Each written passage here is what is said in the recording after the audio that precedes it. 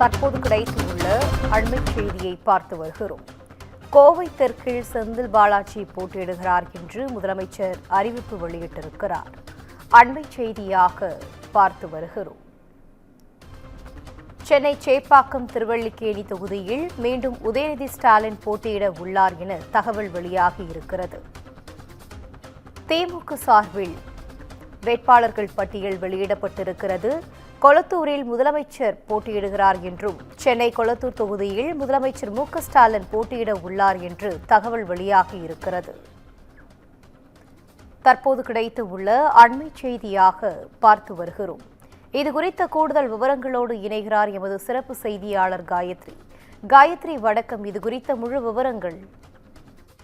வணக்கம் அனிதா. வருகின்ற சட்டப்பேரவை தேர்தலுக்கான திமுக வேட்பாளர்களின் பட்டியலை தற்பொழுது முதலமைச்சர் வெளியிட்டிருக்கிறார்.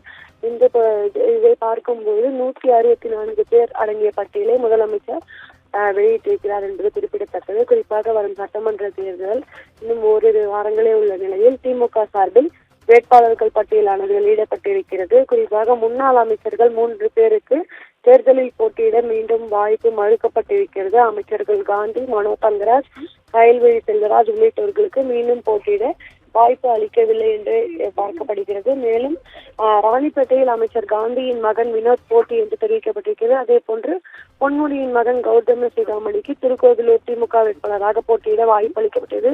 குறிப்பாக அமைச்சர்களுக்கு வாய்ப்பு வழங்காமல் அவர்களுடைய மகன்களுக்கு இந்த வாய்ப்பானது வழங்கப்பட்டிருக்கிறது. மேலும் அடுத்த தலைமுறையினை இளம் தலைமுறையினருக்கு வாய்ப்பு அளிக்கும் வகையில் இந்த வேட்பாளர்கள் பட்டியலில் அவர்கள் பெயர் இடம்பெற்றுள்ளதாக திமுக தரப்பில் தெரிவிக்கப்பட்டிருக்கிறது. இதே போன்ற நட்சத்திர வேட்பாளர்கள் என்றே பார்க்கும் பொழுது கொளத்தூர் தொகுதியில் 4வது முறையாக முதலமைச்சர் மு.க.ஸ்டாலின் மீண்டும் போட்டியிட இருக்கிறார் என்பது குறிப்பிடத்தக்கது. அது மட்டுமின்றி சட்டப்பேரவை தேர்தலுக்கான 164 வேட்பாளர்கள் பட்டியலை முதலமைச்சர் வெளியிட்டிருக்கிறார். கொளத்தூரில் திமுக வேட்பாளராக 4வது முறையாக முதலமைச்சர் களம் காண இருக்கிறார். அதே போன்று சேப்பாக்கம் திருவல்லிக்கேணி தொகுதியில் திமுக வேட்பாளராக மீண்டும் களம் காண்கிறார் துணை முதல்வர் உதயநிதி ஸ்டாலின்.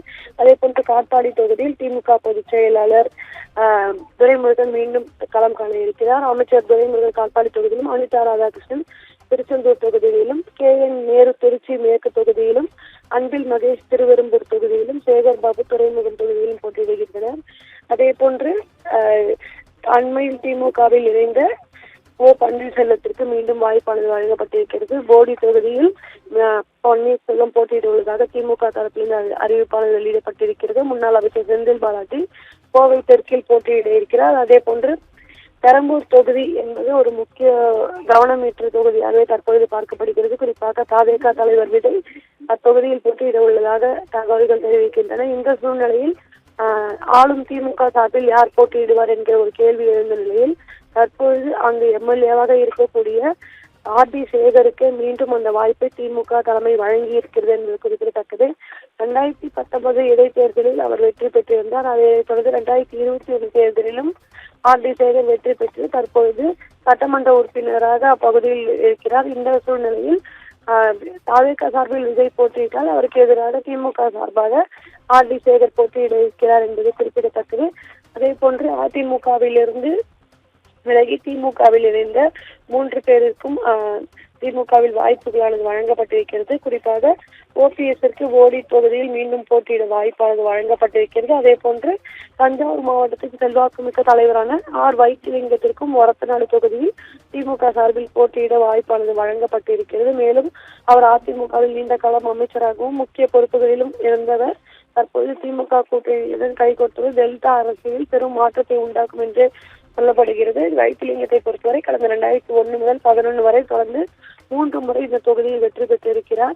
அதே போன்று தென் தமிழகத்தின் முக்கிய தலைவர்களில் ஒருவரான மனோஜ் பாண்டியன் ஆலங்குளம் தொகுதியில் திமுக வேட்பாளராக அறிவிக்கப்பட்டிருக்கிறார். கடந்த 2021 சட்டமன்ற தேர்தலில் அதிமுக சார்பில் போட்டியிட்ட மனோஜ் பாண்டியன் திமுக வேட்பாளர் பூங்கோதையை சுமார் 3500 வாக்குகள் வித்தியாசத்தில் தோற்கடித்து முதல் முறையாக இத்தொகுதியில் வெற்றி பெற்றார் என்பது குறிப்பிடத்தக்கது. இதற்கு முன்னதாக 2001ஆம் ஆண்டு சேரன் மகாதேவி தொகுதியில் போட்டியிட்டு வெற்றி பெற்றிருந்தார். இந்த நிலையில் அதிமுகவில் இருந்து விலகி திமுகவில் இணைந்த பன்னீர்செல்வம், வைத்திலிங்கம் மற்றும் மனோஜ் பாண்டியன் ஆகிய 3 இந்த சட்டமன்ற தேர்தலில் வாய்ப்பு வழங்கப்பட்டிருக்கிறது என்பது குறிப்பிடத்தக்கது.